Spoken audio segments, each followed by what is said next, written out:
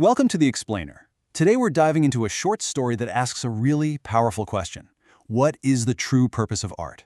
We're exploring O. Henry's classic, The Last Leaf, a story about hope, despair, and a masterpiece that was never, ever meant for a gallery. So let's just start with this line, because wow, this is the chilling belief right at the heart of our story. One of our main characters has completely given up, tying her entire existence to the fate of a dying ivy vine outside her window. It's just this powerful, tragic symbol of complete and utter despair. Alright, so let's set the scene. We're in the winding, kind of chaotic streets of Greenwich Village, which was a real hotspot for artists, and it's here that two young women, Sue and Johnsy, are sharing a studio apartment, dreaming of making great art and having a bright future. But as winter rolls in, a cold stranger starts stalking the village. The story gives this illness a name, personifies him as Mr. Pneumonia, a silent visitor touching people with his icy fingers. And well, his next victim is Johnsy. Okay, so let's meet our three key players here. First, we have Johnsy, the young artist who has totally lost her will to live. Then there's Sue, her incredibly devoted friend who just refuses to give up on her. And finally, there's Behrman. He's their downstairs neighbor, a gruff old painter who spent his entire life talking about the masterpiece he's going to create one day. So the doctor's diagnosis? It's grim. He tells Sue that Johnsy's chances are tiny, and the real enemy isn't just the disease, it's Johnsy's own despair. He basically says medicine is only half the battle. If the patient doesn't have the will to live, his work is pretty much useless. And this is where Johnsy's despair gets, well, really specific. It turns into this strange obsession, a morbid countdown. Lying in her bed staring at the brick wall of the building next door, Johnsy just watches this old ivy vine. And as the autumn leaves fall one by one, she starts counting them backwards.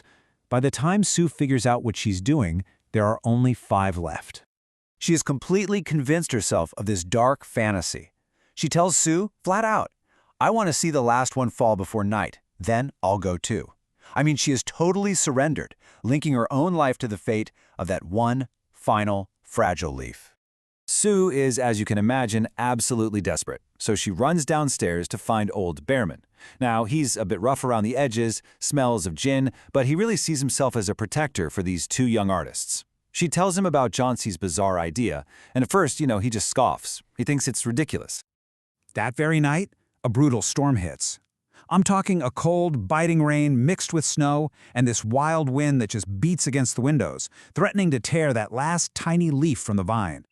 When morning comes, Johnsy insists she has to see the vine. Sue, absolutely terrified of what they'll find, pulls back the shade, and there, against all possible odds, a single ivy leaf is still clinging stubbornly to the branch. Seeing that leaf, it just flips a switch in Johnsy's head. It's a huge psychological shift. The leaf survives another day and then another night, and seeing its incredible resilience makes her realize how foolish she's been. She says, something has made that last leaf stay there to show me how bad I was. It is wrong to want to die. And just like that, her will to live comes flooding back. So, Johnsy starts to recover. She's eating again. She's even talking about wanting to paint the Bay of Naples. Everything seems to be getting better. But the story isn't over. Not yet.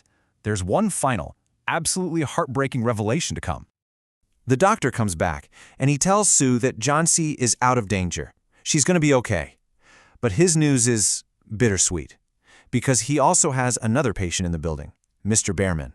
The old man is very, very sick with pneumonia himself, and for him, old and weak, there's just no hope. So the next day, after Johnsy is finally declared safe, Sue has to deliver this terrible news. She has to tell Johnsy that Mr. Behrman died in the hospital that morning. He was only sick for 2 days. And then Sue starts to explain the mystery of how he was found. The morning after that big storm, he was discovered in his room, helpless with pain, his clothes and shoes ice cold and soaking wet. And outside, they found a ladder, a lantern that was still lit, and his painting materials, a palette with green and yellow paints mixed together. And that's when the truth finally comes out. Sue tells Johnsy to look out the window at that leaf. She asks her, didn't you wonder why it never moved when the wind was blowing? And then she says it.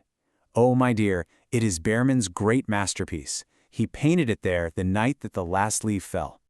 So what are we supposed to take away from this powerful story? I mean, it is so much more than just a clever ending, right? It's really a profound look at hope, the true nature of art, and the ultimate sacrifice. When you break it down, the story is built on this incredible contrast. On one side, you've got Johnsy's despair, a belief so powerful it almost killed her, her entire life tied to a fragile, real leaf. And on the other side, you have Behrman's selfless action, an act of creation that literally inspires hope and saves a life. You know, the falling leaves, they obviously represent approaching death, the loss of all hope. But that final painted leaf? That becomes this amazing symbol of resilience, of selfless sacrifice, and what it really means to create true art. And that, I think, gets to the absolute heart of the story. Behrman spent his whole life talking about painting a masterpiece, and he finally did it. But it wasn't for fame or for money. He painted it on a cold, wet brick wall in the middle of a storm, all as an act of service to another person.